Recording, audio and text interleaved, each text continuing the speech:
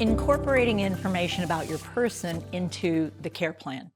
Well, when we're thinking about this whole process, we have a variety of things we want to think about with this human being and the changes that are happening for them. We want to think about changes in personality trait or keeping those personality traits. We want to think about interests. How might they be shifting and changing? We also want to consider the possibility of historic amygdala reactions. And we want to know, are they a risk taker or more of a safety seeker? Historically and in present tense. And finally, how aware are they of the shifts and changes in themselves versus paying attention to what they think the shifts and changes are in you? So let's go over some of those details. Personality traits.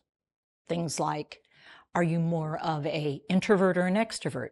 Are you more of a how or a why person? Are you more of a person who leads with your heart or leads with your head? Are you somebody who likes to plan ahead or live in the moment? It turns out who you've been, you may be more of, or it could be who you've been isn't who you are now, because there was always an element underneath all that. Or it could be you don't change at all. Some of it will depend on the dementia, some of it will depend on the person, and some will depend on the state of brain change you're in a moment. Now we need to talk about amygdala. The amygdala is that primitive part of your brain that gets you to want to be alive as you. So I want to think about, what is your typical pattern? Are you more of a fright when you sense an emergency, a flight when you sense an emergency, a fighter when you sense an emergency, a hider, or maybe someone who seeks? Who you were may help me understand what's going on here. And what you're trying to let me know is that you feel endangered or at risk, or you're not getting what you like. On the other side of the street with an amygdala, it may tell me what you might be enjoying, finding pleasure in, but that I may have to modulate so you don't get so excited that we have a hard time bringing it back down, or you have such a hard time getting engaged that I feel like nothing gets you going. What we sometimes call apathy. Knowing can help. Now we want to talk about the idea of a risk taker versus a safety seeker. What am I? What have I been as the person you're caring about? But who are you?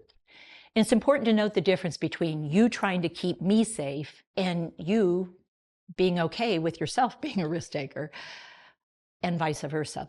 You can't wrap me in cotton wool, but you do have to look at the environment and the situation to figure out how to reduce the risk to a tolerable level for you, but still give me what I need.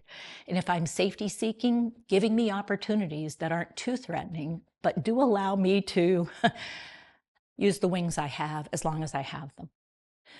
Now, there is one more piece, which is the interest I have may not be the interest I used to have. I may switch gears. I may actually enjoy things I never enjoyed before in a way I never enjoyed them. If I like doing them, now I may just want to supervise someone else doing them. Instead of supervising, may I just want to watch. Maybe if I was a watcher, now I'm taking over and doing things. And that may surprise you.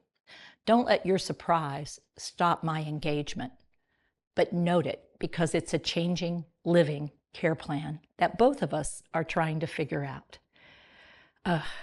It's a lot of work.